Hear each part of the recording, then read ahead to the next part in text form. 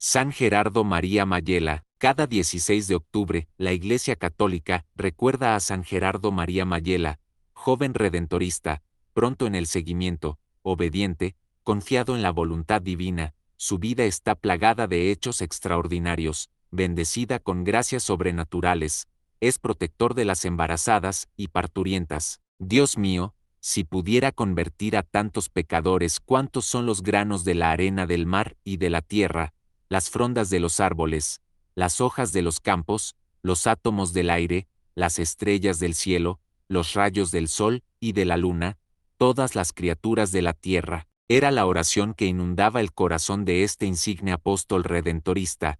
Nació en Muro, Italia, el 6 de abril de 1726. Sus padres eran pobres, fue siempre un modelo de virtud. Sus 29 años de vida están plagados de hechos extraordinarios y sobrenaturales que se hicieron manifiestos como algo natural antes de tener uso de razón. A los 8 años cumplió su deseo de recibir la primera comunión mediante un favor singular. Su llanto, al serle negado el pan divino por razones de edad, fue recompensado con la presencia del arcángel San Miguel que le concedió esa gracia. Perdió a su padre con 12 años y comenzó a formarse como aprendiz junto a un sastre bueno, pero uno de los empleados le infligió pésimos tratos. 3 años más tarde, esta misma o mayor rudeza la halló junto al prelado de la Cedogna, de difícil carácter, a quien sirvió hasta su muerte en 1745. En este tiempo transcurrido con uno y otro nunca se quejó, creyó estar cumpliendo la voluntad de Dios. Volvió a Muro y se estableció como sastre viviendo con su madre y hermanas, pero no le compensó económicamente porque su generosidad no tenía fondo, y además de repartir lo que ganaba entre su madre y los pobres, destinaba el resto a misas para rescate de las almas del purgatorio. Sus jornadas estaban presididas por la oración y severas disciplinas. En 1749, la misión popular de los redentoristas llegó a la localidad y pidió ser admitido en la orden. Era de complexión débil y parecía que no fuera a soportar el rigor de la regla. Por eso, el padre Cáfaro no lo acogió, para gozo de su madre que no quería verlo partir. El religioso, al ver la insistencia del joven, aconsejó a la madre que lo encerrara, pero Gerardo se descolgó con una sábana por la ventana dejando este mensaje en su habitación: «Voy a hacerme santo». Cuando dio con los misioneros, pidió una oportunidad. Si no valía, dijo, que lo echaran a la calle.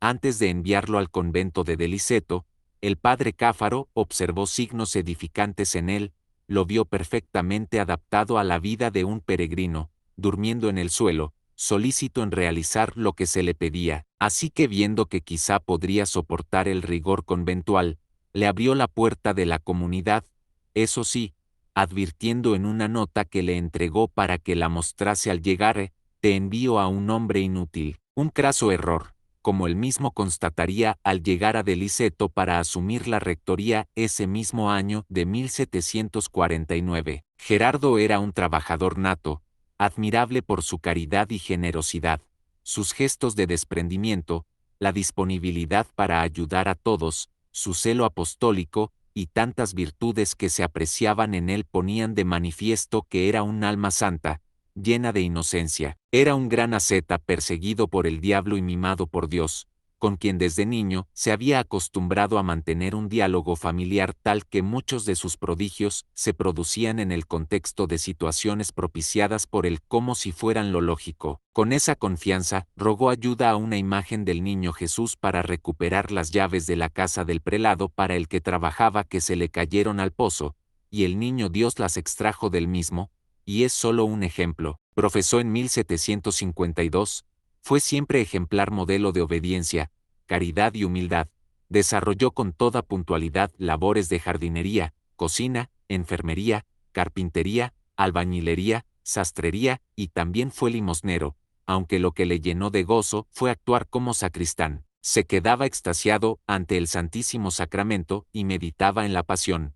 Esta le conmovía y quiso emularla antes de su ingreso en el convento, para lo cual pidió a un amigo que lo azotara. Él mismo se infligió penitencias en las que no faltaron los cilicios. Una vez, orando ante el sagrario, prisionero del amor divino, le oyeron decir cándidamente: «Señor, déjame que me vaya, te ruego, pues tengo mucho que hacer». Una joven lo acusó ignominiosamente de haber faltado contra la castidad con una virtuosa mujer, y Gerardo, viviendo la regla al pie de la letra, no se defendió, con toda humildad aceptó las disposiciones de San Alfonso María de Ligorio, que incluyeron para él una de las peores penitencias: quedar privado de la comunión. 2 meses más tarde, la acusadora confesó su culpa, y su fundador quedó más conmovido aún por la virtud de Gerardo.